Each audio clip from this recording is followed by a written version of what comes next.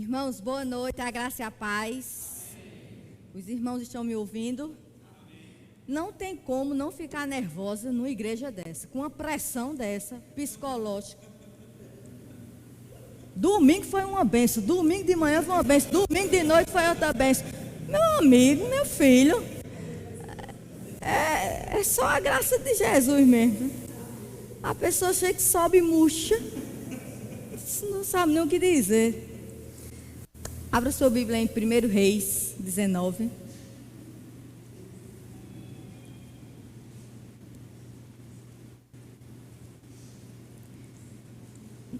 Nós vamos trabalhar do 1 ao 18, mas nós não vamos ler para não ficar repetitivo. Nós vamos ler de acordo com a mensagem, mas inicialmente nós vamos ler só os versos 9 e 10. 1 Reis 19, 9, 10. 1 Reis 19, versos 9 e 10. Diz assim: falando sobre Elias. Ali entrou numa caverna onde passou a noite. E eis que ele veio à palavra do Senhor e lhe disse: que fazes aqui, Elias? Ele respondeu: tenho sido zeloso pelo Senhor, Deus dos exércitos, porque os filhos de Israel deixaram a tua aliança, derribaram os teus altares e mataram os teus profetas à espada. E eu fiquei só, e procuram tirar minha vida. Vamos orar? Senhor, nós queremos te agradecer por essa oportunidade de estarmos aqui na tua casa, Senhor, como irmãos em Cristo, para prestarmos um culto a Ti. Nós já cantamos louvores, nós já fizemos as nossas orações, e nós queremos nesta hora te pedir, Senhor, ministra aos nossos corações. Se faz presente no meio de nós, Tu conheces as nossas dificuldades, Tu sabes o que nós precisamos ouvir.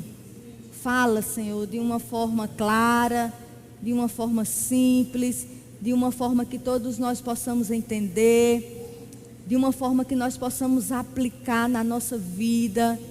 Nos ajuda, fala com a tua igreja. É isso que eu te peço em nome de Jesus, amém. Irmãos, eu estive esses dias, eu fui pregar em uma igreja, não foi aqui em Campina Grande.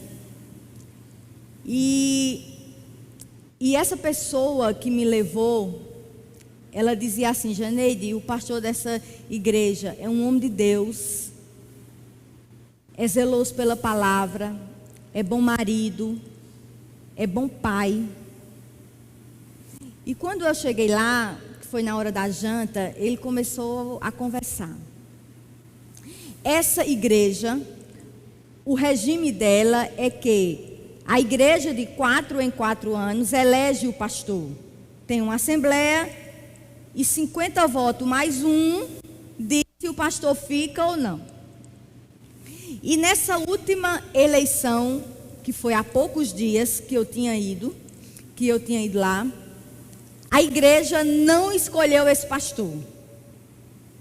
A maioria da igreja votou contra o pastor permanecer. Nas últimas eleições, o pastor se declarou de direita. Então, mais da metade da igreja é petista e não querem o pastor lá. Mas o ponto não é esse. Eu não vim falar de política. Acho que vocês não estão me ouvindo porque eu não estou tendo retorno. O ponto é que quando eu ia saindo, irmãos, me deu uma dó. Eu cheguei em casa e contei a ele, fiquei arrasada. E ele disse: irmã, ore por mim. Minha pressão nunca mais baixou. Quando eu olho para minha filha e vejo minha filha chorando, dizendo: papai, para onde a gente vai? A minha vontade, irmã, é jogar tudo pro ar.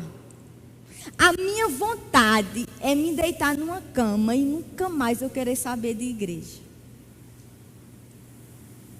É sobre isso que a gente vai falar um pouco essa noite. Todos nós temos os nossos momentos de cavernas, de lutas, de dores, de desolação. Mas eu quero primeiro que você aprenda uma coisa logo de cara. Nada é sobre nós. A história de Elias não é sobre Elias. Tudo o que acontece na vida de um servo de Deus não é sobre nós. Tudo o que acontece na nossa vida é sobre Deus. Porque nós vamos ver na história de Elias que o ápice da sua história não foi o vento aparecer, não foi o terremoto, não foi nada. O ápice dessa história é que o nosso Deus, Ele é o Deus que se manifesta em graça e em misericórdia quando a gente não quer mais nada. Ele é o Deus de graça e de misericórdia das cavernas. E é sobre isso que eu quero pensar um pouco esta noite. O livro de 1º e 2º Reis já diz, são 2 livros que falam dos reis de Israel, depois que teve a divisão do reino. E vem em uma sequência, desde o capítulo 1, falando... O som está péssimo hoje. E a partir do capítulo 17, é como se dá uma parada e entra a história de Elias. Vem falando dos reis. Quando chega no capítulo 17 de 1º Reis, começa a falar sobre o profeta Elias. E a partir de, irmãos, a Bíblia vai nos apresentar o maior profeta do Velho Testamento. Oi. Aí deixa eu desligar, né? Porque senão... Aí depois tira. Pronto. Oi, agora tá bom, né? Maravilha. Eu estou me ouvindo. A partir do capítulo 17, a Bíblia nos apresenta, irmãos, o maior profeta do Velho Testamento. A Bíblia agora vai nos apresentar Elias. O nome de Elias significa meu Deus é Jeová. Se você ler o capítulo 17, que você pode ler em casa, a Bíblia vai nos dizer que Elias, ele cumpre o seu ministério em Israel, que é no Reino do Norte. E o ministério de Elias vai ser num período em que Israel vivia a maior idolatria da sua história. Você não precisa abrir, mas 1 Reis 16, 30 e 33 vai nos dar um panorama de como estava o governo de Israel quando Elias era profeta. Vai dizer assim, 1 Reis 16, do 30 ao 33. Fez Acabe, filho de Onri, o que era mal perante o Senhor, mais do que todos os que foram antes dele, como se fora coisa de somente andar ele nos pecados de Jeroboão, filho de Nebate. Tomou por mulher a Jezabel, filha de Etibal, rei dos Sidônios, e foi, e serviu a Baal e o adorou. Levantou um altar a Baal, na casa de Baal, que edificara em Samaria. Também Acabe fez um poste ídolo, de maneira que cometeu mais abominações para irritar ao Senhor, Deus de Israel, do que todos os reis de Israel que foram antes dele. Esse era o pano de fundo político que Israel passava. Israel estava sendo governado por um rei ímpio, por um rei idólatra. Aí é nesse contexto que surge Elias.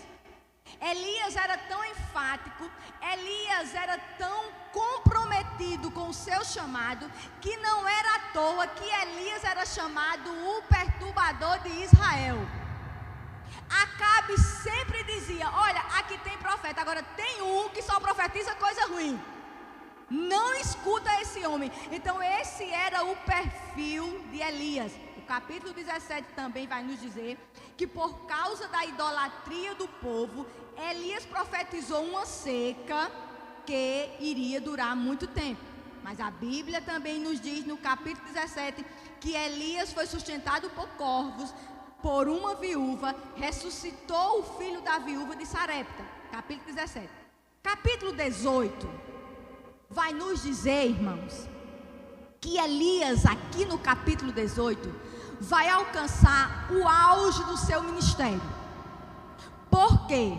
Porque é no capítulo 18, enquanto Israel cocheava em dois pensamentos, enquanto Israel tinha uma fé dúbia, ora adorava a Deus, ora adorava a Baal, é no capítulo 18 que a Bíblia vai falar que houve aqui o maior confronto do ministério de Elias. É no capítulo 18 que Elias confronta os 450 profetas de Baal. Irmãos, Elias ora e cai fogo do céu. Se você acredita na Bíblia, você tem noção disso? Alguém orar e cair fogo do céu, isso é algo sensacional. Então, ele está aqui no auge do seu ministério. Lembre-se, homem semelhante às mesmas paixões que nós. Homem caído como eu e você, mas enfrenta aqueles profetas, ora ao Deus de Israel, e todo mundo sabe que há Deus em Israel. O capítulo 18 também vai nos dizer que ele orou e caiu chuva. Fazia 3 anos que não chovia. No capítulo 19, a impressão que nós temos é que Deus virou as costas para Elias. A impressão que nós temos é que aqui é outro Elias. Mas o que eu quero que a gente saiba hoje à noite, nessa breve meditação, nessa questão de que Elias, quando recebe uma notícia de perseguição, ele se abala emocionalmente, ele quer fugir, ele se esconde. É que, primeiro, nossos dilemas geralmente não são vencidos com experiências extraordinárias. A nossa vida nem sempre e nem deve ser acompanhado de coisas extraordinárias, porque uma das maiores lições da vida de Elias foi aqui na caverna, não foi no Monte Carmelo. Segunda coisa, intimidade com Deus nem sempre vem com grandes feitos. Intimidade com Deus vem com dor, vem com luta e vem com medo. A voz suave de Deus é o que acalma as nossas tempestades. Esse é o Deus que eu e você servimos. Esse é o Deus que nas nossas maiores tempestades nós achamos que estamos sozinhos, achamos que estamos à deriva, mas como eu falei aqui, nada na nossa vida é sobre nós, tudo na nossa vida é sobre Deus. É como Ele se manifesta em graça, é como Ele se manifesta em misericórdia, é como Ele é bondoso para com o seu povo, é como Ele não desiste de nós, é como nós somos filhos amados dEle, apesar de. Verso 1 ao 3 diz assim. Lembre-se, o 18, ele terminou com toda a pompa. 1 a 3.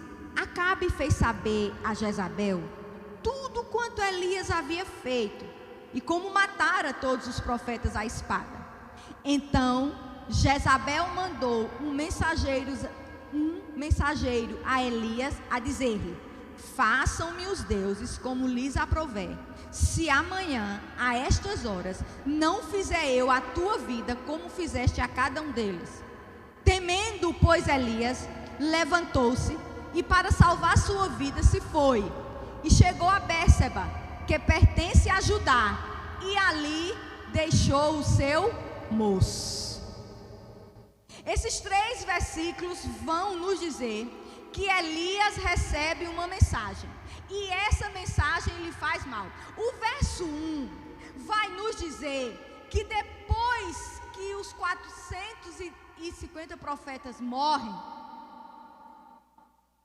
Acabe chega em casa e vai contar a Jezabel o que aconteceu. Irmãos, todo mundo sabe que Jezabel era tipo uma rainha regente. Era ela que mandava, era ela que ordenava, era ela que pegava o anel do rei, selava, assinava e dizia: está dito. Todo mundo sabe que Acabe era um homem fraco. Então ele era fraco demais para enfrentar Elias. Aí o que é que acontece? Ele chega em casa e vai dar um relatório. Olha, você não sabe o que aconteceu. Elias matou os profetas de Baal. Interessante que ele não chama Elias de profeta. Para ele, quem ele considerava eram os profetas de Baal e não Elias. E ele vai dizer tudo a Jezabel. Interessante que aquele grande feito não causou temor a Acabe. Ele poderia ter chegado em casa e ter dito: Jezabel, nós estamos errados. Jezabel, é tempo de nós botarmos a nossa boca no pó. Você não sabe o que o Deus de Israel fez aos profetas que nós acreditamos, que nós prestamos cultos a eles. Você não acredita. Não, pelo contrário, ele foi incitar ela. Acabe estava tão cego do pecado que ele não conseguia ver aquilo que Deus fazia e aquilo que Deus tinha condições de fazer. Que homem de coração duro! E o verso 2 diz que quando ele fala a ela que Elias tinha matado, o que é que ela faz? Aquela mulher ímpia, aquela mulher idólatra, ela se enfurece. E ela diz: dentro de 24 horas eu vou acabar com a vida dele. Como uma louca, ela jura pelos seus deuses e amaldiçoa a si mesma se ela não conseguir fazer aquilo que ela disse. E isso chega aos ouvidos de Elias. E o verso 3 nos diz que Elias, tendo medo, levantou-se e correu. Irmãos, vamos pensar. O que era Jezabel para Elias? Uma mulher pagã, adoradora de um Deus morto, que não era que ninguém tinha dito a ele, ele tinha experimentado.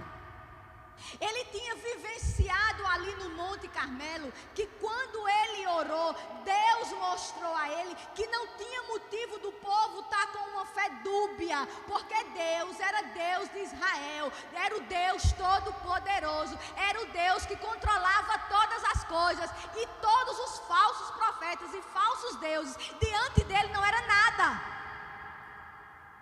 Quem era Baal? Um Deus que ele tinha derrotado à vista de todos. Mas qual foi o sentimento de Elias? Medo, desesperança. O que é que faz um pastor olhar para você e dizer: a minha vontade é abandonar um ministério? Aí você pensa: que coisa boba, só por causa de uma eleição? Irmãos. O que faz você muitas vezes também desmoronar? O que faz muitas vezes nós não acreditarmos nas promessas de Deus? O que faz muitas vezes nós nos sentirmos sozinhos e acharmos que Deus não está no controle da situação? Porque a cada dia que passa está mais difícil. Shed, comentando esse versículo, ele diz assim: não foi medo que se apoderou de Elias, mas desânimo, cansaço da vida. Aí os comentaristas vão dizer assim: como é que o homem que ora e cai fogo do céu tem medo de uma mulher? E corre. Aí um vai dizer assim: talvez Elias estivesse esperando que depois de um Monte Carmelo ia haver um avivamento espiritual em Israel, mas não houve. Talvez você venha há anos orando por marido, orando por filho, orando por esposa, orando por parente, mas você não vê nada acontecendo. Aí você diz: sabe de uma coisa, Senhor? Entrega os pontos. Israel continuou idólatra. Outro comentarista vai dizer: talvez Elias estivesse esperando um arrependimento, pelo menos de Acabe e Jezabel. Talvez Elias pensou: Senhor, de novo, eu não aguento mais um confronto não. Irmãos, tem luta nas nossas vidas que a gente diz assim: Senhor, de novo, né? E tem coisa que a gente já fica esperando. Senhor, vai ser tudo de novo. Mesmo usado por Deus, Elias não deixou de sentir angústia. Qualquer pessoa nessa situação, qualquer pessoa numa situação difícil, pode reagir dessa forma. Sabe o que é que Elias nos ensina? Que eu e você não somos máquina. Que eu e você não somos super crentes. Que eu e você não somos blindados. Que se eu e você não cuidarmos da nossa vida espiritual, da nossa vida emocional, nós desmoronamos. Que tem hora que a gente precisa dormir, que tem hora que a gente precisa rir, que tem hora que a gente precisa de lazer, que tem hora que a gente precisa desopilar, porque nós não somos máquinas. Não existe super crente. Essa história de que eu vou descansar na glória, vai nessa. Deus faz você descansar aqui, para saber que você não é nada. Seus pés são de barro.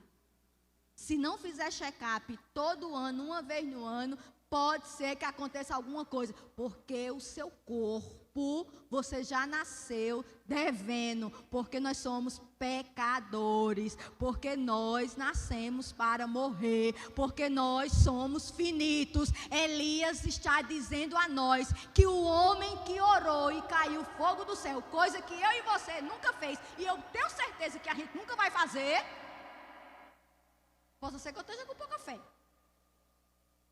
Ele está querendo dizer que nós somos iguais a Ele. Irmãos, esse discurso de vitória, de superação, tem gerado crentes com grandes conflitos. A minha filha estava me contando ontem que estava conversando com um crente, que ele está passando problema, que ele está com síndrome do pânico, e ele estava dizendo a ela: Júlia, eu acho que eu não sou crente. E Júlia disse: você é crente, meu irmão. Mas se eu sou crente, por que é que eu estou sentindo isso? Porque tem trazido para nós essa ideia de que nós somos super. E sabe qual é a nossa realidade? É que às vezes o luto, o desemprego, um divórcio, um casamento com conflito, filho que nos envergonham, uma doença que chega, uma vida profissional que não prospera, às vezes vem e nos derruba. E a gente sente medo, a gente sente desânimo, a gente sente cansaço. Aí a gente corre, não estou aqui dizendo que você não vá, mas a gente corre para a psicologia. Aí diz: não, é porque foi é uma palavrinha que Júlia sempre diz. É porque, é assim, tipo o estopim, mas não é essa palavra não. Foi o gatilho. Aí todo mundo agora dizendo isso. Olha, Dineide, o meu problema foi o gatilho. Foi não. É porque você não se reconhece como ser humano. Limitado, finito. Tem nada de gatilho. Porque se toda vez que você sentisse, você chorasse aos pés do Senhor, toda vez que você sentisse, dissesse: Senhor, tem misericórdia de mim, não tinha gatilho. Agora vai juntando, acumulando, aí a panela de pressão estoura. Não precisa ir para outros cantos para saber que isso é gatilho, não. Só precisa se reconhecer finito, filho de Deus, cheio de graça e cheio de misericórdia. E o que Elias fez? A Bíblia vai dizer que Elias estava em Jezreel e ele vai para Bérseba, aproximadamente 160 quilômetros. E a primeira coisa que Elias faz é o que, irmãos? Ele deixa o seu moço. Porque tem hora que não dá para se responsabilizar por ninguém. O negócio está tão feio que você diz assim: Senhor, eu não estou tomando conta nem de mim, quanto mais dos outros. E a primeira coisa que ele faz é deixar o seu moço. Abraão fez a mesma coisa. Quando subiu no monte, que ia sacrificar Isaac, no pé do monte ele olha para o servo e diz: fica aqui, eu vou subir, mas nós vamos voltar. Davi, quando estava sendo perseguido por Saul, pega o pai, pega a mãe, vai na terra de Moabe e diz: toma conta dos meus, porque eu preciso saber o que Deus quer comigo. Talvez, a Bíblia não diz, mas talvez Elias entendesse que o moço não tivesse estrutura para acompanhar ele naquele momento. Talvez Elias teve esse pensamento e não colocou um fardo ali que naquele jovem, porque ele sabia que o problema agora era ele e Deus. Aprenda a resolver os seus problemas e suas lutas. Não estou dizendo que você não procure ajuda, não estou dizendo que você não compartilhe, mas existem coisas que é você e Deus. Pare de culpar as pessoas, pare de querer que as pessoas passem por coisas que você está passando e pare de querer que as pessoas sofram consequências das suas escolhas. Foi você que escolheu, é você que vai levar, é você que vai resolver, é você que vai pedir a graça de Deus. A guerra é você e Deus. Pare de botar pessoas no meio. E ele deixa ali o moço. Verso 4 a 8. Ele mesmo, porém, se foi ao deserto, caminho de um dia, e veio e se assentou debaixo de um zimbro e pediu para si a morte e disse: basta, toma agora, ó Senhor, a minha alma, pois não sou melhor do que meus pais. Deitou-se e dormiu debaixo do zimbro. Eis que um anjo o tocou e lhe disse: levanta-te e come. Olhou ele e viu junto à cabeceira um pão cozido sobre pedras em brasa, ou seja, um pão bem quentinho, só faltava uma manteiguinha, né? E uma botija de água. Comeu, bebeu e tornou a dormir. Voltou segunda vez o anjo do Senhor, tocou e lhe disse: levanta-te e come, porque o caminho te será sobremodo longo. Levantou-se, pois, comeu e bebeu, e com a força daquela comida caminhou 40 dias e 40 noites até Horebe, o monte de Deus. A partir daqui, nós vamos ver que como nós somos encontrados pela graça de Deus. Eu acho que era o pastor Jamerson que estava falando hoje de manhã aqui no devocional. É Deus que nos busca. É Deus que nos encontra. É Deus que vai atrás de nós. Irmãos, vamos entender. Jezreel ficava nos domínios do rei Josafá. A Bíblia nos diz que Josafá era um excelente rei. O que danado Elias foi fazer em Bérseba? Se humanamente para ele era mais seguro estar perto de um rei que temia ao Senhor. O medo nos faz tomar decisões tolas. O medo nos faz fazer bobagens. E o verso 4 vai dizer que ele mesmo vai ao deserto, caminha um dia, e quando chega debaixo de um zimbro, que era uma árvore com altura de mais ou menos 3 metros, essa árvore servia de abrigo para os viajantes do deserto. A Bíblia diz que ele fica ali e ele faz o quê? Ele pede a morte. Ele não pediu a morte como Paulo. né? Porque Paulo diz: por mim, eu já morria, porque eu ia estar com o Senhor. Não foi esse pedido de morte, não. Esse pedido de morte dele foi como Jó, que no desespero e na dor queria se livrar do sofrimento. Esse pedido de morte foi um pedido de socorro. Foi dizendo: Senhor, eu não aguento mais. Aí quando Elias diz: Senhor, eu não suporto mais, aí Deus se manifesta. Aí começa agora o agir de Deus. Elias, quando se coloca na condição de vaso de barro, irmãos, que coisa maravilhosa. A palavra de Deus é fantástica. Quando ele diz assim, aqui no 4: basta, Senhor, agora, ó Senhor, a minha alma, pois não sou melhor do que meus pais. Sabe o que era que Elias estava dizendo? Senhor, eu orei e caiu fogo. Eu predisse uma seca e aconteceu. Eu ressuscitei o filho da viúva. Mas, Senhor, sabe por que eu estou assim? Porque eu não sou melhor do que os meus pais, que peregrinaram 40 anos no deserto, que viram água sair da rocha, que viram codornizes voarem sobre o deserto, que comeram do maná 40 anos, mas mesmo assim duvidaram do teu poder. Senhor, eu não sou diferente deles, eu sou igual a eles. Na hora das minhas aflições, Senhor, na hora das minhas angústias, eu não sou melhor do que ninguém, porque assim como meus pais, assim como a minha descendência, que duvidaram do teu poder no deserto, eu estou aqui duvidando de ti.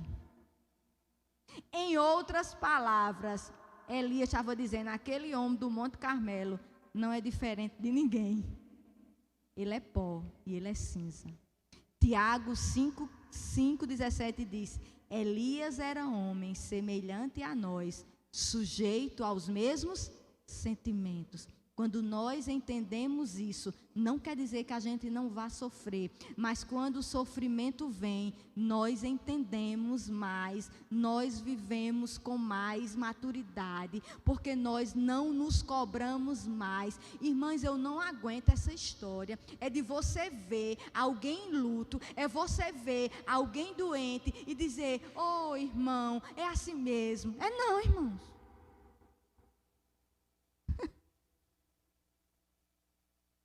Oh, irmão, mas Deus dá o consolo. A gente sabe que Deus dá o consolo. Eu conversava com o Rodrigo, que o pai daquela criança, que nós, assim, que oramos tanto por ela. E com 7, 8 anos, ela morreu de um câncer. E Rodrigo disse a mim: Janeide, tem dia que eu choro o dia inteiro. E não quer dizer que eu não creio em Deus. Quer dizer que eu sinto saudade da voz do meu filho. Quer dizer que eu sinto saudade do cheiro do meu filho. Eu nunca duvidei de Deus. Mas o fato de não duvidar de Deus não quer dizer que eu não sinta. E as pessoas olham para mim, às vezes, e dizem: irmão, o luto já passou. Não, irmão, quem sabe é ele, que o pai é ele. Quem sabe é ele. E eu falo isso, eu estou falando de algo extremado, mas às vezes são coisas bobas. Ah, mulher, tu é assim, tu é muito chorona, né? Deixa de ser boba. Ah, isso passa. Ele está dizendo: não, Senhor, eu sou igual. Verso 5, 6. Vai dizer que como Deus o alimenta. Irmãos, Deus envia um anjo. A gente sabe o que significa anjo, né? É mensageiro de quem? De Deus. Elias está pedindo a morte e Deus manda um mensageiro de Deus. Deus não esqueceu de Elias. Mas sabe o que é que eu acho mais maravilhoso? É que Deus não chegou, não mandou o anjo para reclamar de Elias. Não mandou o anjo para dizer assim: Elias, você é uma decepção. Elias, você é uma negação. Elias, eu estou decepcionado com você. Elias, vai ler a Bíblia, Elias. Cadê a tua campanha derrubando os gigantes, Elias? Mas Elias, rapaz, Deus manda o anjo alimentar. E a Bíblia diz que ele come um pãozinho saído do forno. Mas, irmão, a situação de Elias estava tão dramática que Elias come, bebe e dorme. Se a gente trouxer para os dias de hoje, características de uma depressão. E Elias ainda conseguiu dormir, porque eu com o problema não durmo. E nem como. Come, bebe e dorme. Mas que interessante. Ainda deixa junto à cabeceira. Elias não precisou se levantar, não. Quem deixou a comida ao seu alcance. A misericórdia de Deus sempre está ao nosso alcance. Deus é misericordioso, Deus é gracioso. Irmãos, que maravilha! Nós temos esse acesso à graça, nós temos esse acesso à misericórdia. Coisas que quem não tem o Evangelho não consegue imaginar. Eu não sei como quem não tem Cristo passa por problemas, porque nós temos esse acesso maravilhoso de pedir graça e de pedir misericórdia. Sempre está ao nosso alcance. Come, dorme, deita e dorme. Aí no verso 7 e 8, o anjo aparece de novo. Verso 7, voltou segunda vez. Deus não desiste. Eu e você.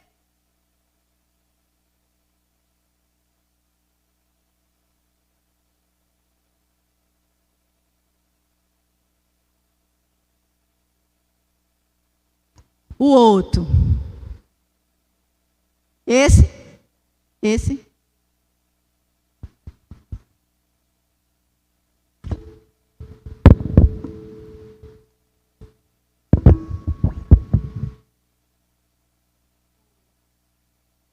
Oi?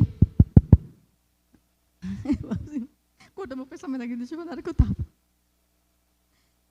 Deus não desiste.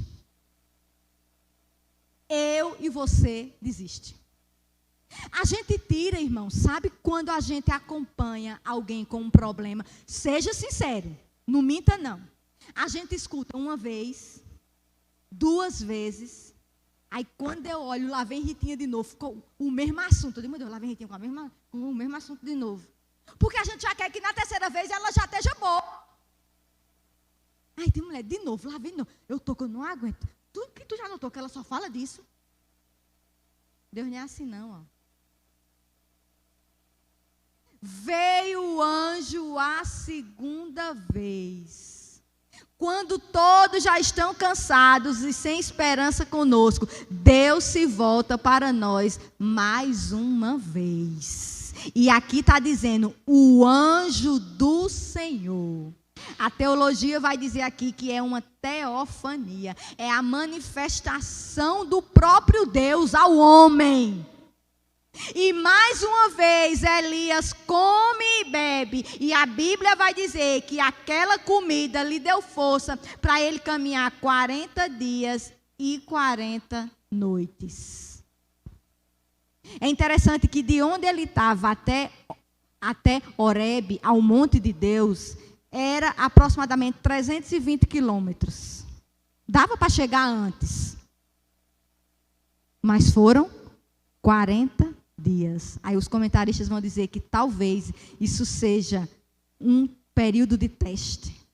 Porque Moisés passou 40 dias no Monte Sinai. Israel passou 40 anos no deserto. E Elias precisava agora caminhar 40 dias para ele saber que só o Senhor é Deus.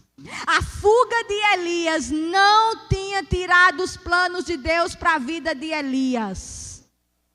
Precisava de alimento, porque a caminhada seria longa. Aqui a gente já pode aplicar. Irmãos, nessa caminhada que nos foi proposta, nosso alimento é a palavra de Deus. A palavra de Deus nos sustenta nessa caminhada. Nós precisamos ler a palavra. Nós precisamos amar a palavra. Nós precisamos buscar a palavra, porque é ela que nos alimenta. Nossos medos, desânimos e fadigas não acabarão com o que Deus tem para nós. Nós ainda temos uma longa caminhada. Embora você queira parar, embora você esteja desanimado, Deus não vai levar em conta disso. Ele tem a sua palavra para lhe sustentar, porque não é na sua força, é na força dele.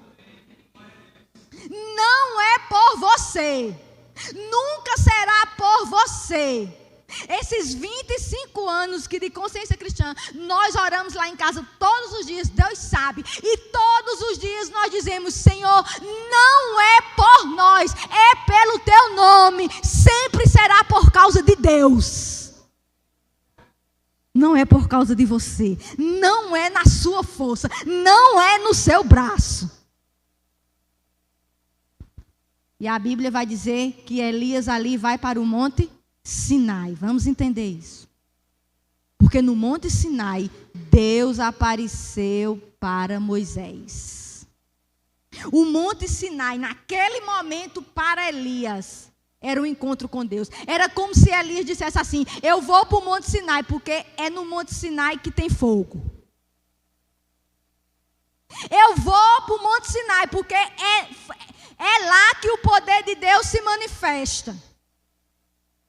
E Deus pensando assim: eu me manifesto aonde eu quiser, da forma que eu quiser e com quem eu quiser. Nem adianta ir para culto da irmã, lá que da irmã Dorquinha, que nem tem placa denominacional, se intitulou pastora, nem adianta. Nem adianta ir atrás de culto de fogo, de poder, porque lá Deus fala, não é assim? Está vendo que Deus não vai usar esse povo que eu vejo toda terça, todo domingo, não vai não, tem que ser alguém que quando olhar para mim, nunca me viu e dizer minha vida todinha. Primeiro que eu tenho é medo. Talvez estivesse passando isso pela cabeça de Elias, porque foi no Monte Sinai, irmãos. Verso 9 e 10, vamos entender. O que nós lemos: ali entrou numa caverna onde passou a noite, e eis que ele veio a palavra do Senhor e lhe disse: que fazes aqui, Elias? Ele respondeu: tenho sido zeloso pelo Senhor, Deus dos exércitos, porque os filhos de Israel deixaram a tua aliança, derribaram os teus altares e mataram os teus profetas à espada. E eu fiquei só e procuram tirar-me a vida. O que Elias foi fazer numa caverna? Eu não sei. Eu não sei lhe dizer o que Elias foi fazer numa caverna, mas existem suposições. Primeira, talvez porque essa caverna tenha sido a mesma caverna de Êxodo 33, 22, quando Moisés viu a glória de Deus e Elias tivesse com a esperança de ter a mesma experiência que Moisés. Talvez porque ele soubesse que na caverna era um lugar seguro. Caverna, nesse contexto aqui, era um local de esconderijo. Não é à toa que o autor, aos Hebreus 11:38, quando vai falar de homens de fé, ele vai dizer: pessoas errantes pelos desertos e montes e pelas covas e cavernas da terra. A Bíblia vai nos dizer que Davi, quando fugiu de Saul, foi para a caverna de Adulão. E quando ele chega lá, ele encontra pessoas que se achavam em aperto e amargurados de espírito. Ou seja, nos dá essa ideia de que caverna era lugar de esconderijo, de lutas, de dores. Mas é na caverna que Deus visita Elias. E Deus lhe faz uma pergunta: o que é que tu estás fazendo aqui? Essa deveria ser a nossa pergunta, irmãos, em toda a aflição. Senhor, eu estou aonde eu deveria estar? Eu estou aonde Deus me chamou? Eu posso ser útil aonde eu estou? Elias, o que é que tu estás fazendo aqui na caverna? Aí Elias vai dar a resposta que eu e você dá. Quando estamos dentro da caverna, nós nos justificamos diante de Deus, diante de nós e diante dos outros. Olha o que é que Elias responde. Meu Deus, eu fico pensando, a Bíblia é muito atual. A primeira coisa que ele diz: Senhor, eu fui zeloso. Senhor, a culpa não foi minha, eu estou aqui, eu fiz o que era certo. Ele dá uma desculpa por estar fugindo. É como se ele estivesse dizendo: Senhor, eu fiz tudo certo, mas deu errado.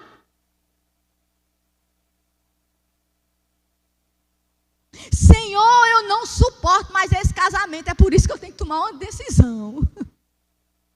A gente fica procurando justificativas. Foi isso que ele disse: Senhor, eu fui zeloso. Aí ele começa: guarda essas queixas de Elias, porque Deus vai responder.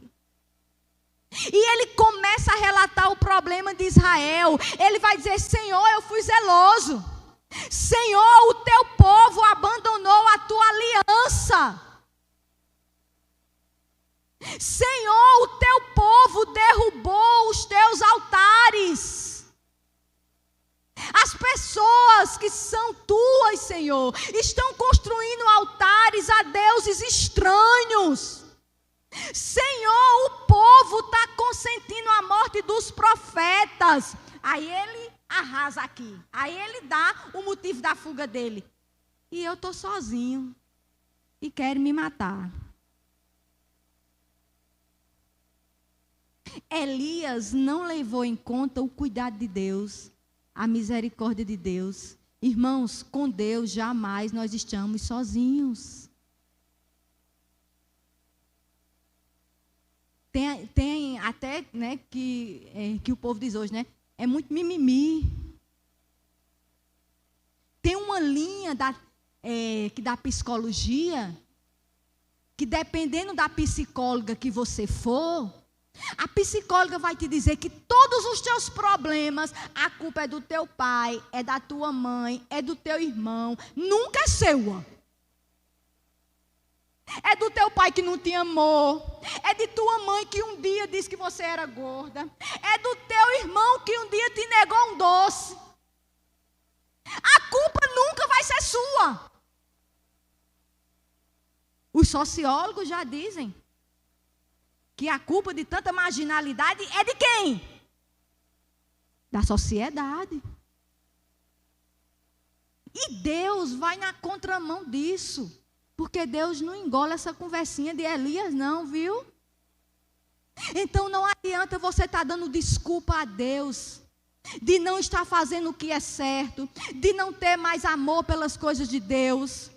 Você não tem desculpa, como foi dito aqui, nós somos indesculpáveis, nós não fazemos porque nós nos deleitamos nos nossos prazeres. Nós não perdoamos mais porque o nosso coração é duro. Nós não buscamos mais a Deus porque nós amamos as coisas desse mundo. Porque é bom coisa boa, é bom desfrutar coisa boa. A nossa carne pede, nós não temos desculpas. Nós fugimos porque nós não temos desculpas diante de Deus. Você não ama seu marido menos porque ele lhe ama menos. Você não ama mais o seu marido porque você não ama mais o Senhor. Você não ama mais os seus filhos, não é porque eles lhe dão trabalho. Você não ama mais os seus filhos, é porque você não ama o Senhor. Deixe de dar desculpa. Senhor, só eu fiquei. Até eu tinha caído nessa conversa. E tinha dito, bichinho de Elias. Oh, meu Deus. Fica aqui comigo. Verso 11 ao 14. Disse-lhe Deus: sai e põe-te neste monte perante o Senhor. Eis que passava o Senhor, e um grande e forte vento fendia os montes e despedaçava as penhas diante do Senhor. Porém o Senhor não estava no vento. Depois do vento, um terremoto. Mas o Senhor não estava no terremoto. Depois do terremoto, um fogo. Mas o Senhor não estava no fogo. E depois do fogo, um cício tranquilo e suave. Ouvindo-o, Elias envolveu o rosto no seu manto e saindo, pôs-se à entrada da caverna. Eis que ele veio uma voz e lhe disse: que faz aqui, Elias? De novo. Ele respondeu a mesma coisa. Tenho sido em extremo zeloso pelo Senhor, Deus dos exércitos, porque os filhos de Israel deixaram a tua aliança, derribaram os teus altares, mataram os teus profetas à espada, e eu fiquei só, e procuram tirar-me a vida. Interessante. Moisés, quando estava nesse monte,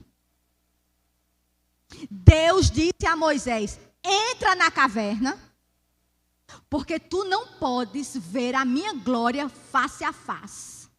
Eu vou passar. Tu tem que estar dentro, porque senão tu vai ser fulminado.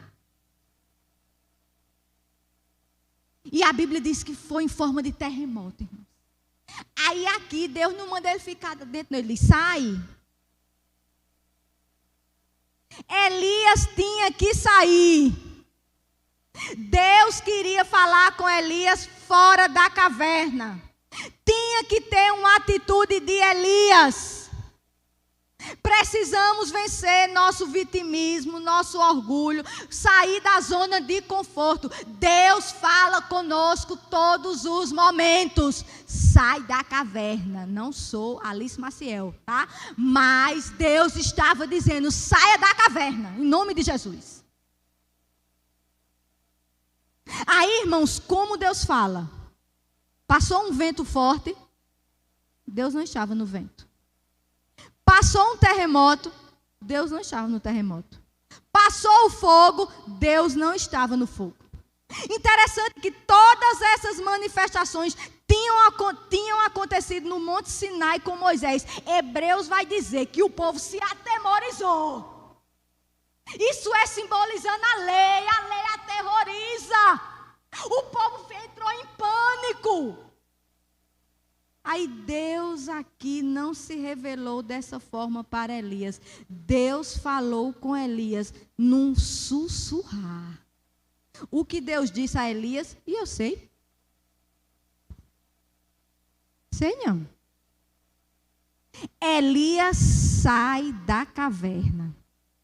E interessante é que o vento, o terremoto e o fogo não fizeram cobrir o rosto, mas a voz mansa fez. Elias cobriu o rosto em reverência e em temor. E Hebreus vai dizer que a lei foi dada entre fogo e entre tempestade. A lei causava medo, mas a graça, através de Cristo, o Evangelho, ele é doce, ele é suave, ele acalma a nossa alma, ele faz com que a gente descanse, porque a gente sabe que não é por nossos méritos. A lei nos diz: você tem que fazer, mas nós olhamos para nós e dizemos: eu não tenho capacidade. Mas o Evangelho me diz: você não, jamais você conseguirá. Mas Cristo conseguiu na cruz do Calvário. Descanse, repouse. O Evangelho é suave. O Evangelho nos faz descansar nos méritos de Cristo. O Evangelho não nos atemoriza. Suave. Hoje Deus fala conosco pela sua palavra. Sua voz é suave, traz vida, regozijo e acalma nossa alma. Aí mais uma vez Deus pergunta: que fazes aqui, Elias? Elias responde a mesma coisa, a mesma queixa. Irmão, se você fosse Deus, o que você teria feito? Rapaz, de novo. Tu não aprendesse não, foi? Eu desisto. Fica aí com teus problemas, fica aí com teus mimimi. Eu não estou afim não. Verso 15 a 18 e a gente termina. Disse-lhe o Senhor: vai, volta ao teu caminho para o deserto de Damasco, e em chegando lá, unge a Azael rei sobre a Síria. A Jeú, filho de Ninzi, ungirás rei sobre Israel. E também Eliseu, filho de Safate, de Abel-Meolá, ungirás profeta em teu lugar. Quem escapar à espada de Azael, Jeú o matará. Quem escapar à espada de Jeú, Eliseu o matará. Também conservei em Israel 7.000, todos os joelhos que não se dobraram a Baal, e toda boca que eu não beijou. Vamos entender para a gente terminar aqui. Deus não responde a Elias de acordo com a sua tolice. A primeira coisa que Deus diz: vai e volta o teu caminho. Ou seja, se levante, que eu tenho um trabalho para você. Você ainda me é útil. Você está querendo fugir, mas eu ainda preciso de você. Volte. Quem manda em você sou eu. Pedro, quando nega Jesus, disse: eu vou voltar a pescar. Oh, passagem gloriosa. Quando Jesus ressuscita, irmãos, o que é que ele pergunta? Onde está Pedro? Vai dizer a ele que eu ressuscitei. Ele estava querendo dizer: diz a Pedro, eu sei que ele me negou, mas ele ainda me será útil. Vai, Elias, se levanta, volta de onde você nunca deveria ter saído. Elias ia atravessar toda a Palestina, ia fazer uma viagem longa. Aí Shed, falando sobre isso, olha que coisa sensacional. Ele diz assim: se Deus lhe concedesse naquela hora alguma doce consolação, Elias alimentaria ainda mais o hábito egoístico e destrutivo de ter pena de si mesmo. A melhor inspiração nas horas de depressão é receber mais responsabilidades das mãos de Deus para ter sua vocação renovada. Está triste? Vá pregar o evangelho para quem está pior do que você. Está desanimado? Vá falar de Cristo para quem está pior do que você. Eu detenho um conhecido que a esposa, aliás, hoje é ex-esposa, né? Porque ou mulher, ela nunca estava contente com nada. Ela estava descontente porque ela estava com a barriga grande e ela precisava fazer uma plástica. Ela estava descontente porque ela precisava trabalhar e ela era dona de casa. Ela estava descontente porque ela queria ser cantora. E então ele gravou aqui um CD para ela. Ela estava descontente porque ela olhou para trás. Enfim, ela estava descontente porque ela ia para a academia e via que as amigas viajavam para o exterior e ela não viajava. Aí eu disse que foi se enchendo uma vez. Aí disse assim a ele: rapaz, quando ela estiver assim, manda ela ir lá no setor de oncologia, lá da FAP. Ela vê gente sem nariz. Irmãos, disse que o setor de câncer de útero, quando você chega no corredor, você sente a catinga de podre. Aí você vai estar triste porque você não fez uma viagem para o exterior.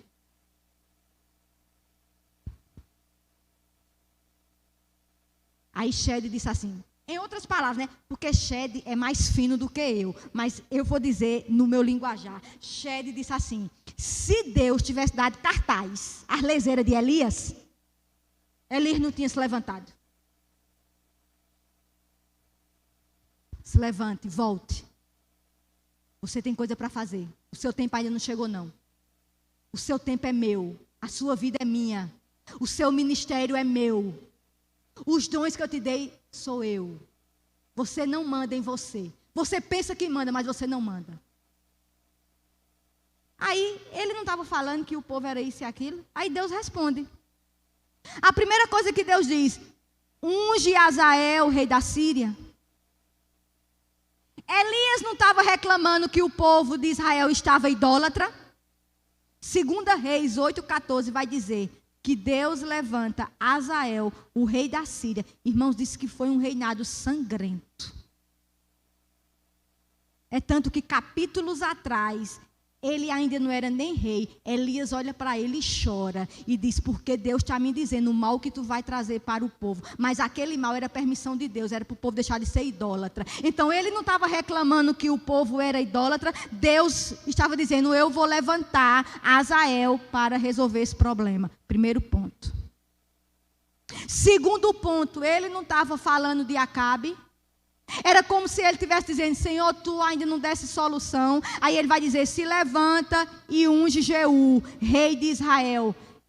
E segundo Reis 9 vai nos dizer que foi Jeú que destruiu completamente a casa de Acabe. Elias vai dizer: eu fiquei só. Aí Deus diz: se levanta e unge Eliseu. Talvez aqui a tarefa mais difícil, né? Preparar um sucessor. Deus queria trabalhar em Elias o sentimento de que ele não era insubstituível. Eu tenho certeza que Elias aprendeu. Sabe por quê? Porque ele deu a porção dobrada a Eliseu.